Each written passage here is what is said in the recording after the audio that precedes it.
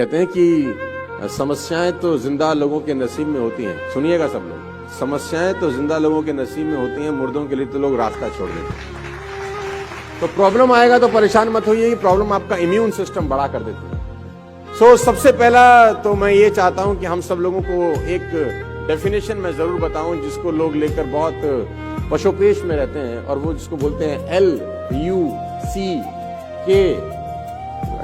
ये एक ऐसा टॉपिक है जिसपे हजारों साल से चर्चा हो रही है। ये आदमी सक्सेसफुल हो गया बिकॉज ये बहुत he is very successful because he is very lucky. Luck शब्द उन लोगों के मुंह से खास तौर पे आप सुनते हैं जिन्होंने जिंदगी में कुछ खास नहीं किया। पीपल हैव बैड फिलॉसफीज, उनके पास कुछ पुरानी कहानियां हैं जिनको वो लेके आज भी चल रहे हैं। टाइम बदल गया है, खाली हाथ आए थे खाली हाथ जाएंगे, ये बात तो बिल्कुल ठीक है। दुनिया में कोई आदमी ना भरे हाथ आया है ना भरे हाथ गया, लेकिन सवाल खाली हाथ आने और खाली हाथ जाने के बीच का है कि आप ऐसा क्या करके जाएंगे कि आपको सिकंदर की तरह याद रखा जाए। जाएंगे तो सब यार, कोई आदमी कोई अश्वत्थामा नहीं है जो युगों युगों तक जिएगा।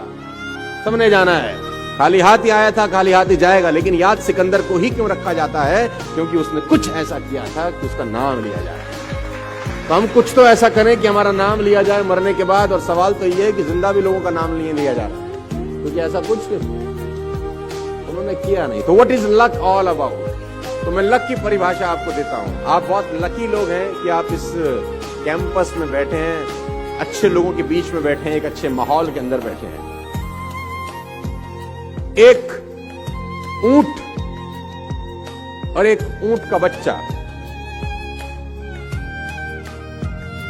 चिड़ियाघर में, ऊंटनी का जो बच्चा वो अपनी मां ऊंटनी से एक सवाल पूछता है। उसने अपनी मां से पूछा कि माता, ये हमारे पीठ पे कुबड़ क्यों होता है? कुबड़ समझते हैं ना, ऊंट की पीठ पे रहता है। तो ऊंटनी का बच्चा ने पूछा कि मां, हमारी पीठ पे कुबड़ क्यों होता है? तो मां ने जवाब दिया, बेटा रेगिस्तान में कभी कभी पानी नहीं मिलता बहुत समय तक, तो पानी स्टोर करने के लिए नेचर ने हमको ये कुबड़ दिया है कि हम पानी बहुत सारा एक साथ ड्रिंक कर सकते हैं, इसको सेफ सिक्योर कर सकते हैं। अगर हमें बहुत दिन तक पानी ना मिले तो अंदर का वाटर से हम लोग अपनी लाइफ को मेंटेन कर सकते हैं।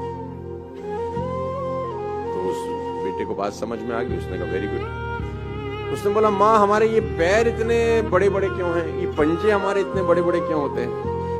तो उसकी माँ ने बोला, बेटा रेगिस्तान बहुत लंबा होता है, तो दूर तक जाना होता है। तो दूर तक जाने के लिए ईश्वर ने हमको बड़ा पंजा दिया है, बड़े पैर दिए हैं।